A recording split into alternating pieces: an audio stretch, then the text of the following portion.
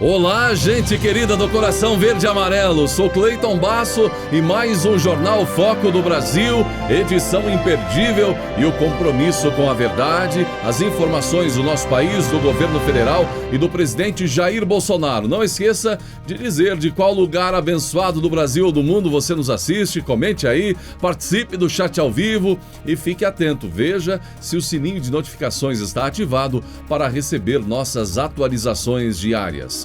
E vamos agora às notícias desta edição. E nesta quarta-feira, dia 14, o presidente Jair Bolsonaro falou com os apoiadores na saída do Palácio da Alvorada. E assuntos não faltaram. O presidente chegou a ouvir uma denúncia e, ao ouvir uma queixa de um brasileiro, Bolsonaro falou que, se depender da velha política, não terá solução. O presidente ainda comentou que alguns querem que ele resolva toneladas de lixo, sujeira em meia hora. Presidente, muda lá o secretário da CESAI para nós, porque tá... De que estado? O Mandetta mandou aqui para Brasília o Dr. Robson, que está lá na O de CESAI. Mato Grosso? Não, aqui que está aqui em Brasília, que é o Dr. Robson, que está na CESAI hoje, que o Mandetta botou lá. Mude pra gente que tá... Qual é a bronca, tá qual é a bronca contra ele? Tá manchando o seu nome. Mas tá, qual é a bronca contra ele? Acabando com a saúde. Eu quero ver se tem... Eu tenho um vídeo aqui onde os itens, como os itens estão sendo tratados na saúde.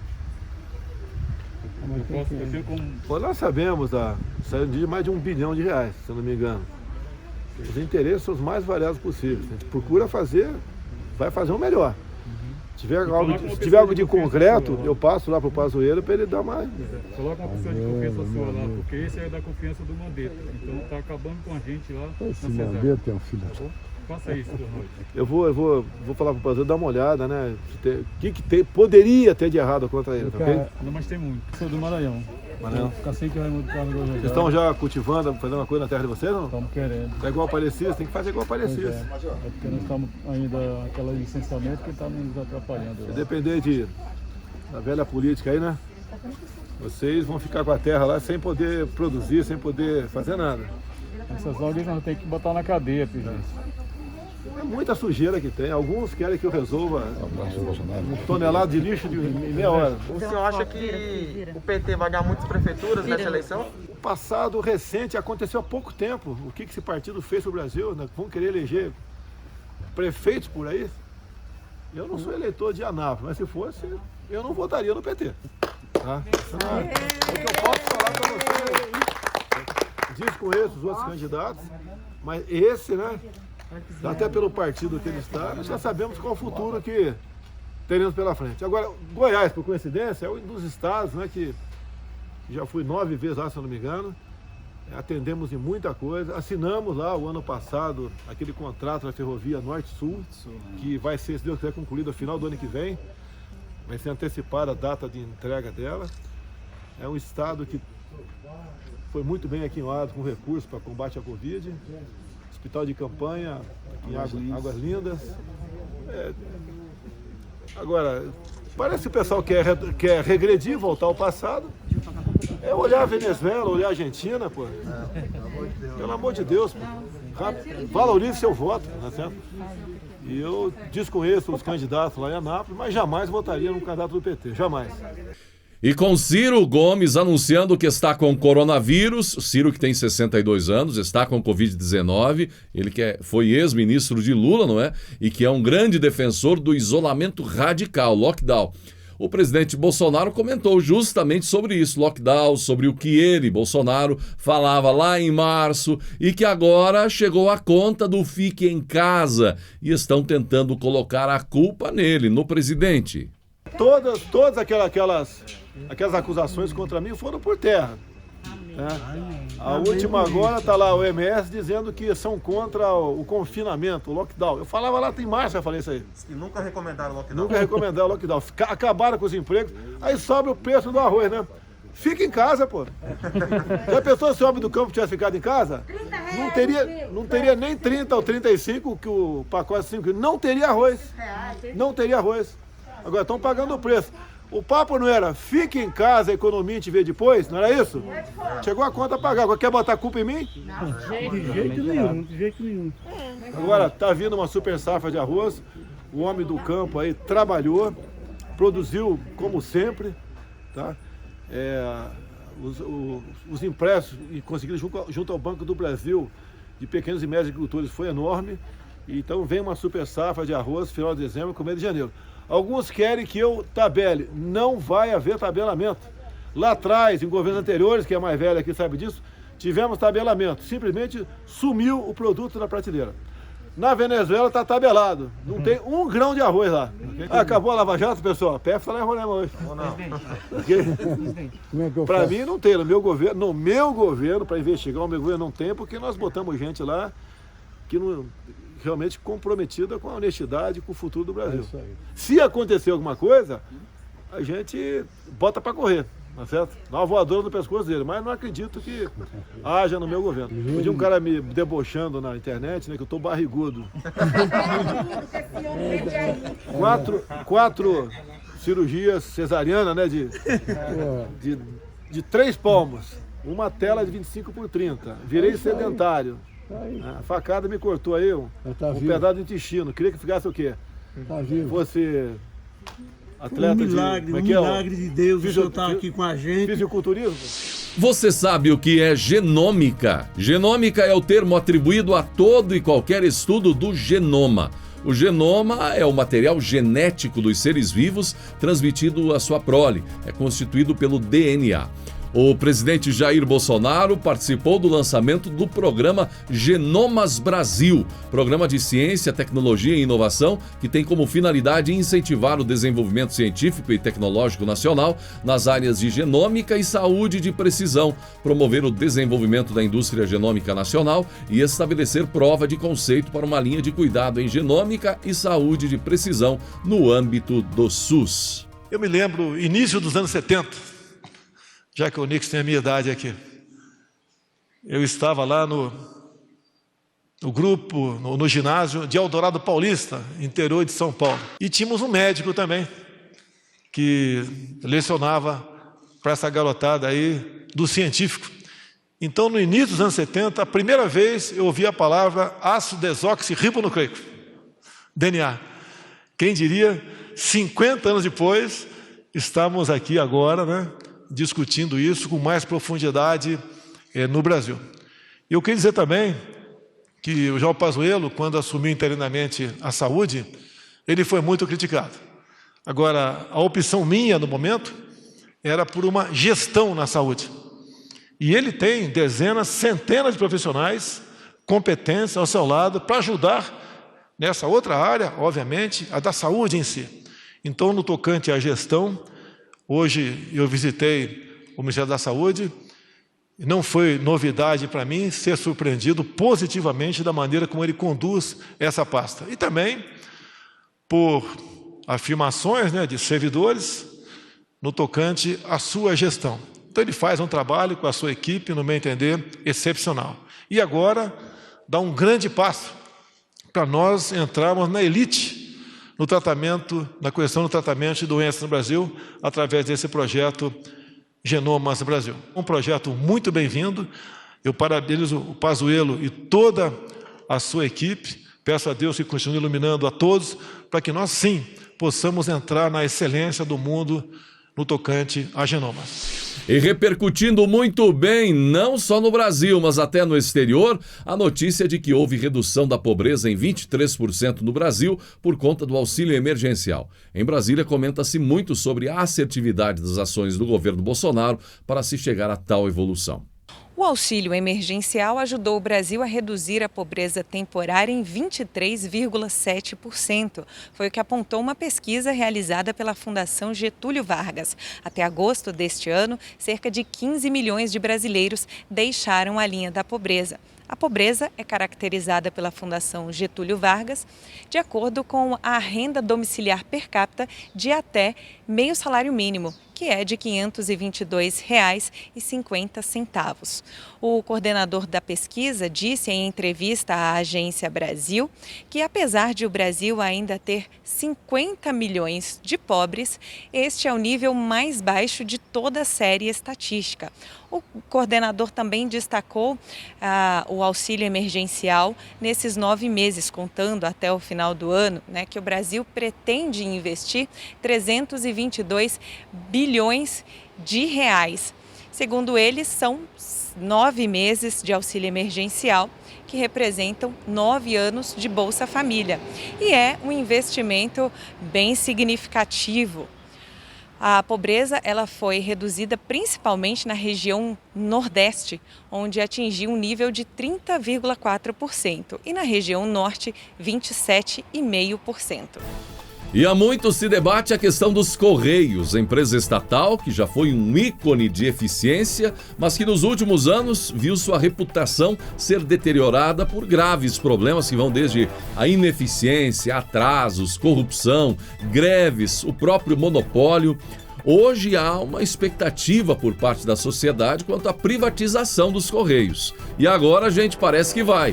O ministro das Comunicações, Fábio Faria, entregou à Presidência da República o projeto de lei que cria as condições para a privatização dos Correios. De acordo com ele, o texto final deve ser encaminhado ao Congresso no ano que vem e a expectativa é que seja aprovado até o final de 2021 para que seja iniciado o processo de venda da empresa à iniciativa privada. Faria explicou que o texto inicial do projeto saiu do Ministério da Economia, passou pelas Comunicações, órgão ao qual o Correios está vinculado, e agora segue para a análise da Subchefia de Assuntos Jurídicos da Secretaria-Geral. Depois, passa pela Casa Civil para então ser encaminhado ao Congresso. Em nota, o Ministério das Comunicações informou que o projeto de lei estabelece a nova organização e a manutenção do Sistema Nacional de Serviços Postais, para que sejam explorados em regime privado, respeitando, porém, a Constituição Federal em seu artigo de número 21, que estabelece a União manter o serviço postal, o que será delegado ao operador postal designado no decorrer do processo de privatização dos Correios. As atividades dos Correios, ou melhor, dos serviços postais pela iniciativa privada, serão baseadas nos princípios constitucionais da atividade econômica e terão por objetivo viabilizar o cumprimento das leis, em especial das relativas aos serviços postais, à ordem econômica e aos direitos dos consumidores, diz a nota. O projeto de lei prevê ainda a criação da Agência Nacional de Comunicações em substituição à atual Agência Nacional de Telecomunicações, que passará a regular também os serviços do Sistema Nacional de Serviços Postais, alterando a Lei número 9.472 de julho de 1997. E falou sobre isso o ministro das Comunicações, o Fábio Faria. Acabamos de entregar agora para o secretário de Assuntos Jurídicos e ministro, da SAGE, ministro Jorge, o projeto do PL dos Correios. Depois da SAGE, ele vai para a Casa Civil para depois ser enviado para o Congresso Nacional. O que cabia a parte do Ministério das Comunicações foi feito.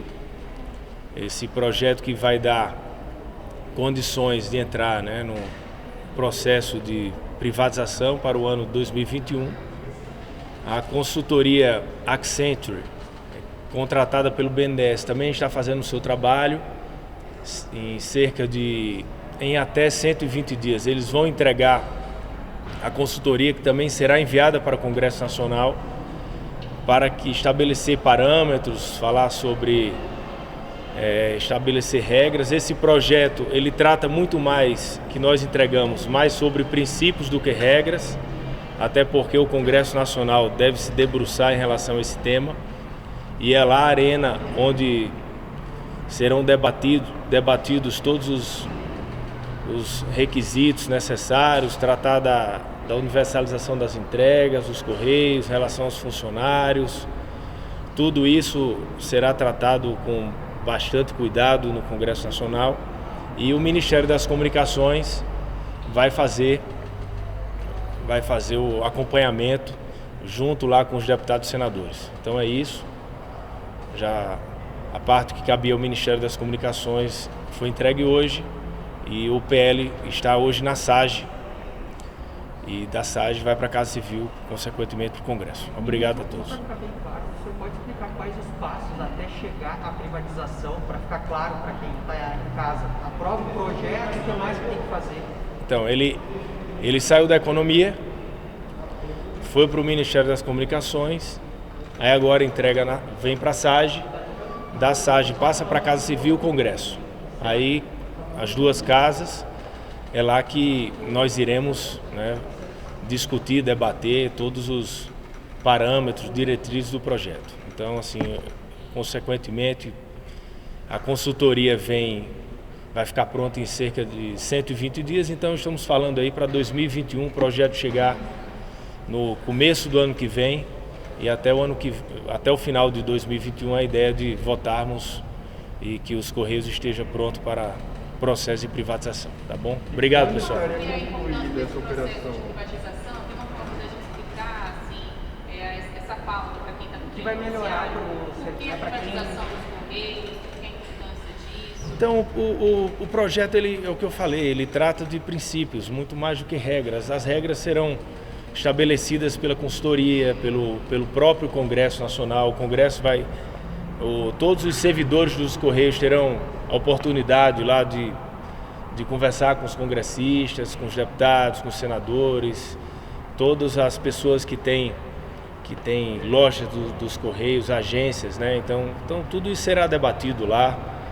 Ninguém vai fazer esse processo de uma maneira brusca, né? Ele será feito no momento certo. O Congresso, com certeza, vai saber ser justo em relação a esse tema. O projeto de privatização ele vem para melhorar a entrega, né? Para melhorar a capacidade de entrega dos Correios e assim, com certeza, uma coisa que fique bem clara, que quem recebe cartas, né? Quem recebe boletos, quem recebe qualquer embalagem dos Correios em qualquer lugar do país, a parte da universalização, isso está mantido. Ninguém vai deixar de receber. Eu tenho certeza que o Congresso também vai trabalhar nesse sentido. Então, fica aqui, não posso avançar muito, até porque o que eu falei, lá no Congresso é onde as pessoas, os deputados e senadores irão discutir sobre esse tema, fazer modificações, enfim, a gente vai acompanhar, obviamente, né? Mas é isso. Valeu. Agora que você falar em valor, a consultoria que o senhor falou que tem 120 dias, né? Ela já foi iniciada? Já foi iniciada. E aí, ela foi iniciada. Então são 120 dias, ela só deve finalizar. A consultoria foi iniciada, a Accenture, que foi o BNDES que contratou, o período de 120 dias, eu acho que já temos aí uns 30 dias que eles começaram, tá? Então só pro ano que vem mesmo. No ano que vem. Tem expectativa de valor? Aí vai ser na hora certa, não é o momento de tratar disso. E depois de aprovar o projeto, você saiu com um decreto para fazer a privatização em si? E outra coisa, o projeto não trata de imposto, né? Tá? Não tem nenhum aumento de imposto, criação de carga tributária, absolutamente nada em relação a isso. Quando estaria concluído esse processo? Depois de passar pelo Congresso e tudo? Quando você trabalha? Após o Congresso, né? Vai depender da velocidade do Congresso no ano que vem.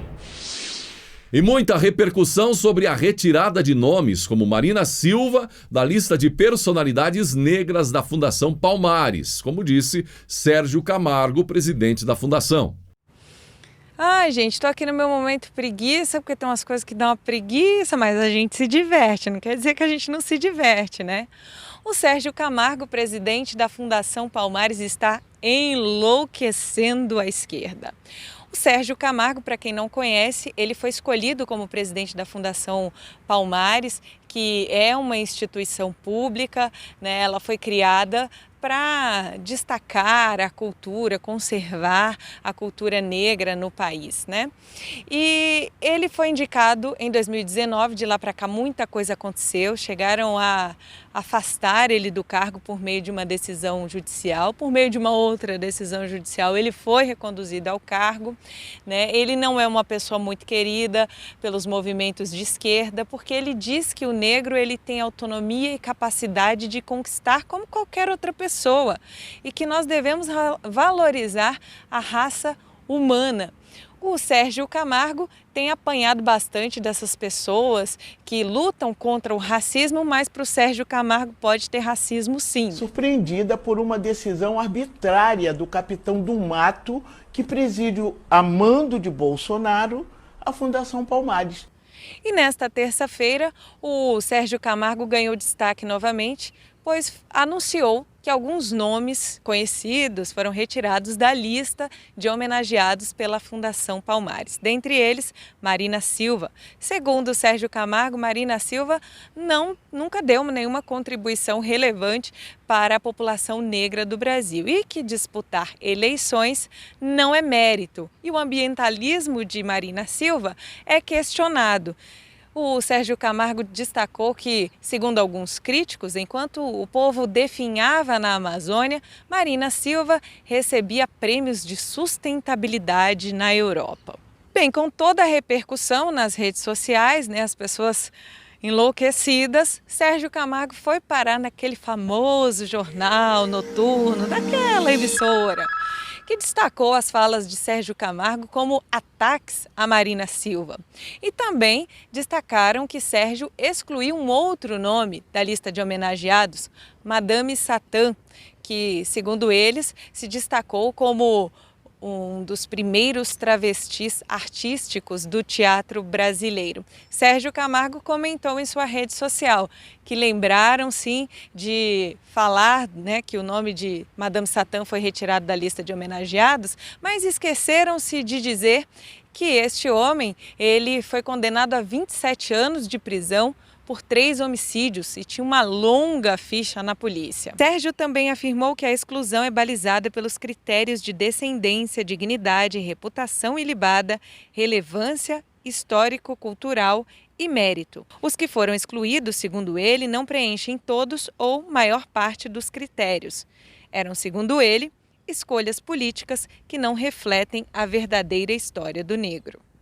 Olha, o Sérgio Camargo disse que, apesar do jornal ter esquecido de mencionar esse pequeno detalhe sobre a ficha corrida do Madame Satã, ele ficou feliz em ver a Marina Silva, o João Willis e a Talíria Petroni estressadinhos. Ele disse também que nada justifica que um político de direita, de esquerda ou de centro seja homenageado em vida pela Fundação Palmares. E você, o que achou dessas exclusões dos homenageados da Fundação Palmares? Pelo jeito, o Sérgio tem passado um pente fino ali nas pessoas que devem ser ou não homenageadas, que devem ser tratadas como heróis, como pessoas de destaque entre os negros brasileiros. Comente aí o que você achou. De Brasília, Andréa Luiza Matias. A retomada da agenda de reformas e o compromisso com a disciplina e a transparência fiscais depois do fim da pandemia de Covid-19 ajudarão na recuperação da economia brasileira, informou o ministro da Economia Paulo Guedes. Ele entregou, uma declaração do Brasil e de mais 10 países ao Comitê Monetário e Financeiro do Fundo Monetário Internacional, que promove reunião virtual nesta semana. Chamado de IMFC, na sigla em inglês, o comitê é composto por 24 membros que definem as diretrizes do FMI. Tradicionalmente, o FMI e o Banco Mundial reúnem-se em outubro em Washington, mas o encontro está sendo realizado de forma virtual neste ano por conta da pandemia. De acordo com Paulo Guedes, a agenda de reformas estruturais continuará em 2021, à medida que a economia se recupere no país.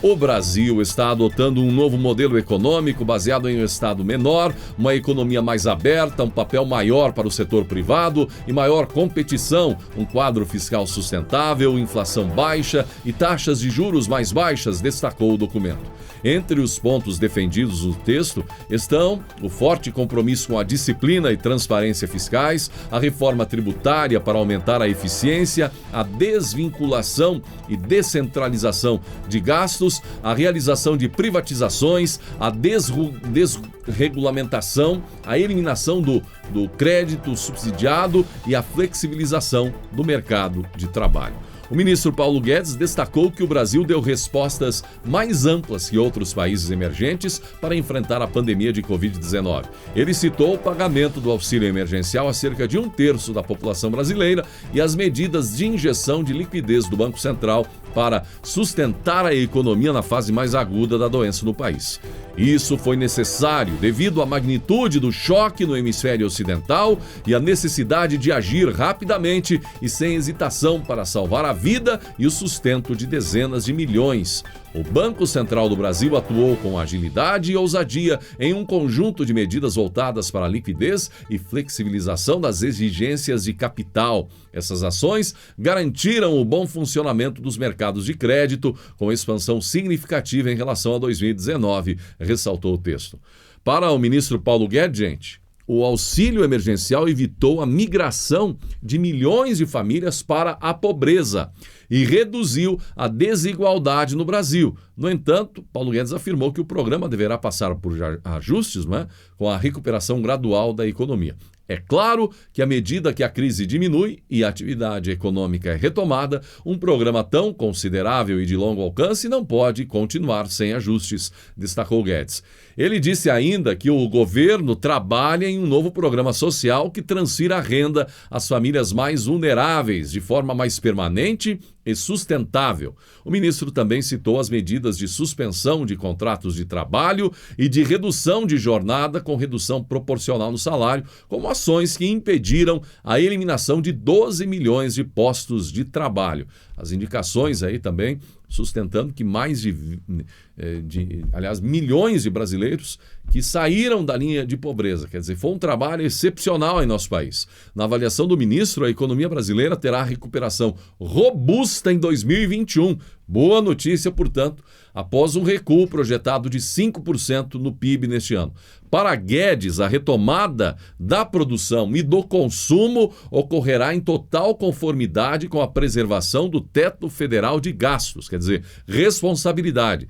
Para Guedes, a reativação da agenda de reformas e de diminuição do Estado é necessária para países como o Brasil, onde a sustentabilidade da dívida pública preocupa o governo e os investidores. Para esses países, o foco deve mudar para a melhoria da composição das despesas. Gastar com mais eficiência protegerá os mais vulneráveis e aumentará o crescimento potencial, contribuindo para uma recuperação econômica mais forte e duradoura, disse o ministro Paulo Guedes no documento.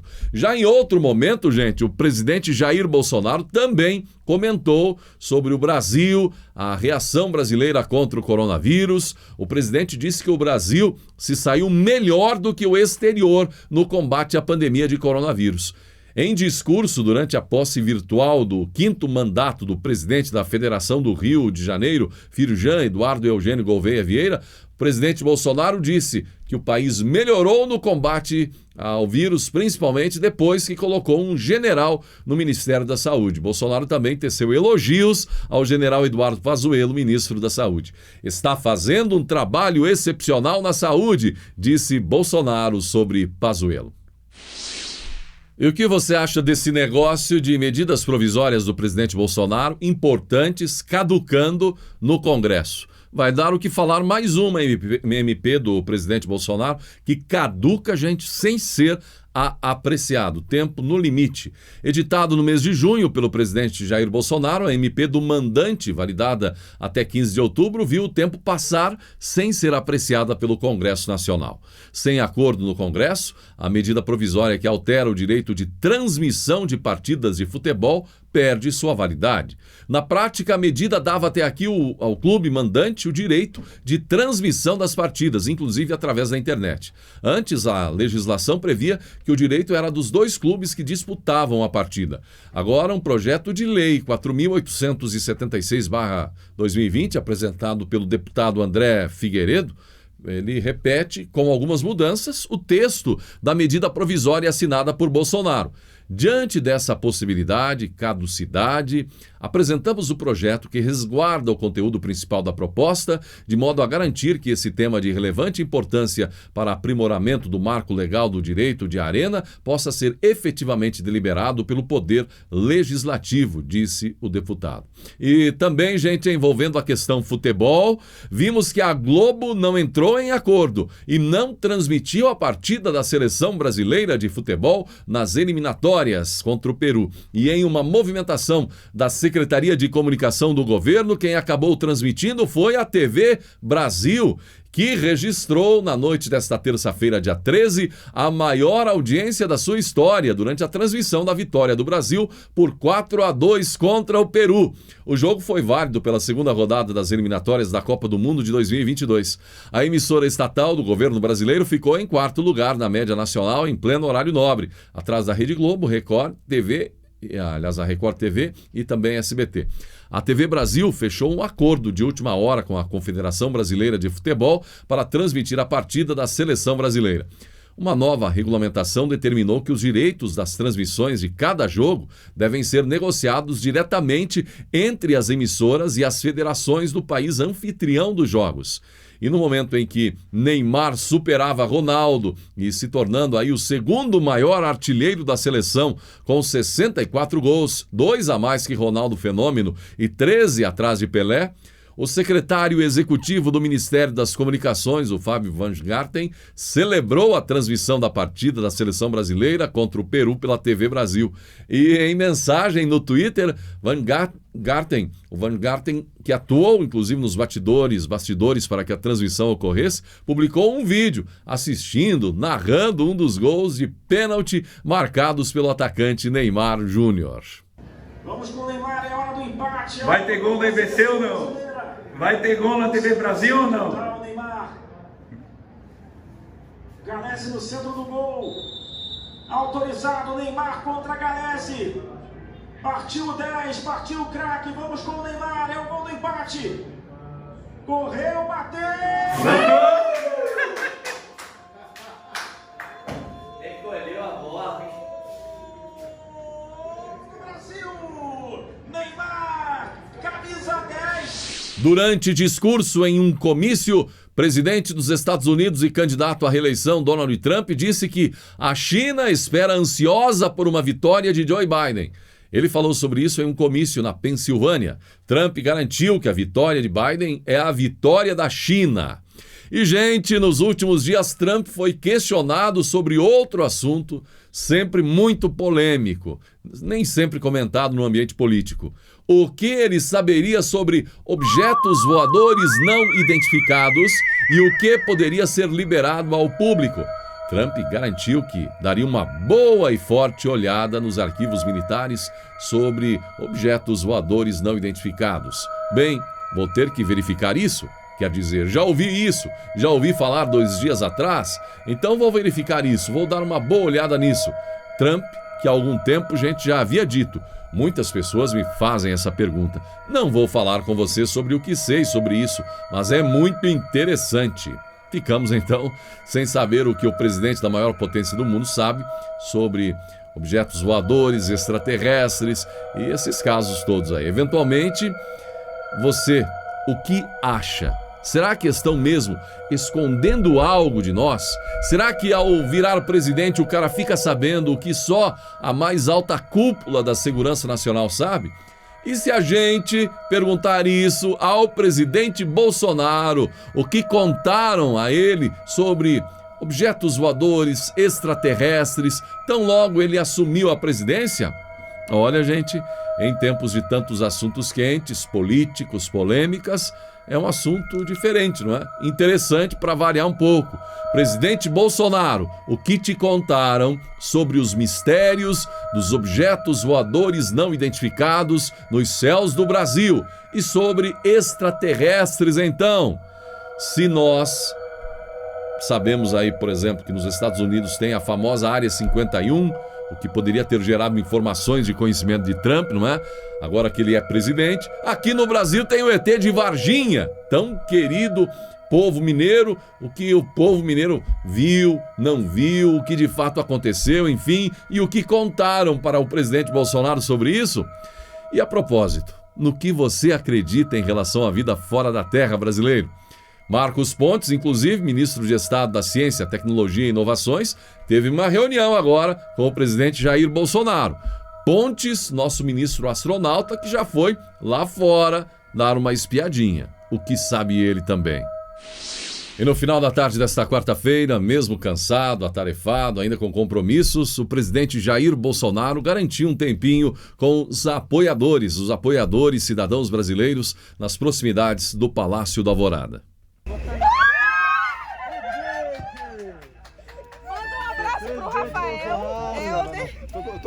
não vou gravar.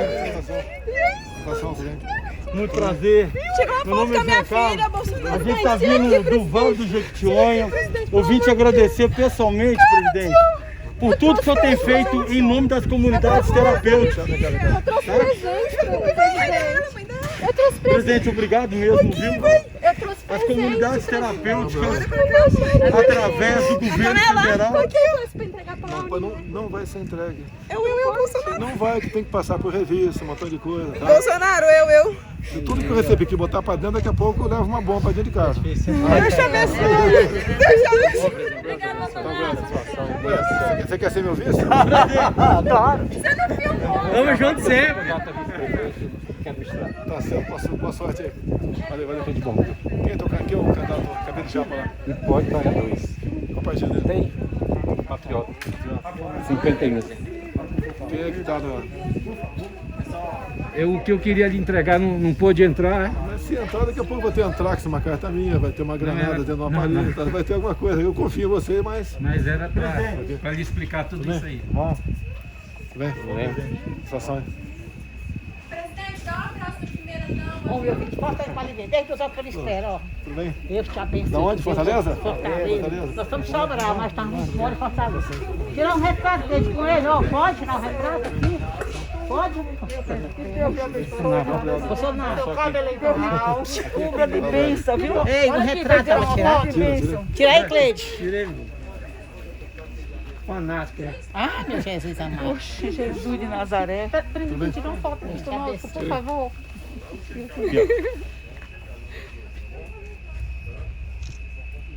Aí. Boa sorte, que Deus abençoe. Deus abençoe. Tem um deputado federal apoiando vocês lá ou não? Ninguém? Tem o Fortaleza, o Antônio de Paula apoiando o outro. Só que ele não subiu, não conseguiu subir. Eu pretendo não entrar em eleições municipais. Pretendo, mas é que eu não vou entrar não, tá? Que é uma confusão que... Infelizmente o Júlio César não está subindo. Porque agora todo mundo é gente boa, né? Boa sorte, ela. Corre o risco do MDB continuar lá, infelizmente. O Helder Barbalho. Presidente, por favor, só um minutinho. Ó, já chega meu vice aqui, ó. Tamo junto. Quero te agradecer pessoalmente, em nome de todas as comunidades terapêuticas, porque através do seu governo é que nós estamos tendo a condição de estar trabalhando.